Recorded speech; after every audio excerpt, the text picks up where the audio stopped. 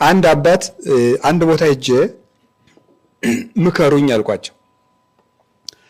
አይ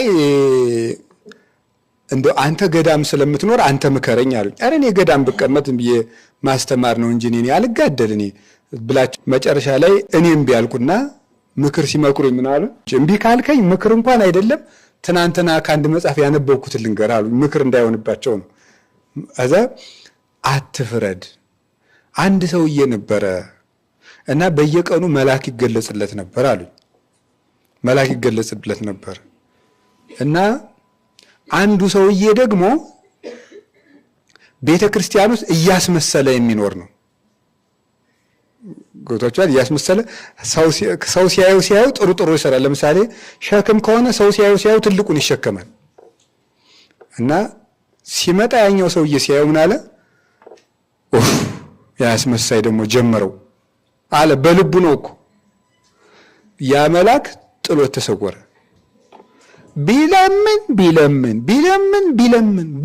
ቢለምን በኋላ ከዚህ ብዙ ጊዜ ተገለጸለትና ለምንድን ነው እንደዚህ የተሰወርከኝ ሲለው ስላልክ አይገርማችሁ?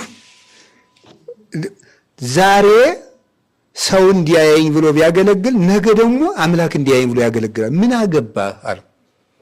ምን አገባ ቢያስመስል ምን ጨነቀ? ነገ ይገባዋል። ሲገባው ደግሞ ፈጣሪውን ለማስደሰት ያገለግላል። ዛሬ ሰው ለማስደሰት ይሮጥ፣ ነገ ደግሞ እንዲያውን ዲያቆኑ ሁሉ ሰው እንዲያየኝ ብሎ ሊቀድስ ይችላል። እኛም ነው ገባ ሲበስል ደግሞ እግዚአብሔር እንዲያየኝ ይላል። ዛሬ ሲያየው አክሊሉቱን እንዲች እያደረገ እንዴት ነው አምሮብኛል እያለ ሊወጣ ይችላል። እኛ ምን አገባን? አልገባማ ወጣት ነው እንደዛ ይቀድስ፣ ነገ ደግሞ ይገባል። ነገ እያለቀሰ ይቀድሳል። ዛሬ እየሳቀ ሊቀድስ ይችላል። ሰው እኮ ነው። ስለዚህ አሁን ማድረግ ያለብን ምንድን ነው? መፍረድ ከባድ ኃጢአት ነው። ግብፃዊ ቄስ ናቸው። አውስትራሊያ ነው ያገኘኋቸው። እንደዚህ ብለው የመከሩኝ ማለት ናቸው።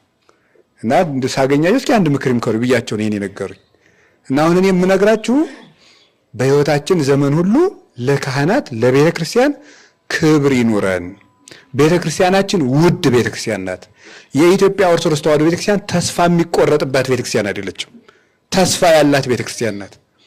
እዚህ ኢንተርኔት የሚባል ስጦ ስለመጣ አንዱን ሁለቱን አምስቱን ስድስቱን ሰባቱን አስሩን እያወጣ እገሌ እንዲህ ነው አባ እገሌ እንዲህ አድርጓል ቄስ እገሌ እንዲህ አድርጓል ስላለ ሙላው ቄስ እንደዚያ ነው አትበሉ። ሲል ሙላው ቄስ ብቻ ሳይሆን እኔ እነዚያንም አላውቅም፣ አያገባኝም። እኔ እግዚአብሔር በሚያውቀው እና ሲጀመር በሰው ኃጢአት እንጀራ መብላትም ኃጢአት ነው።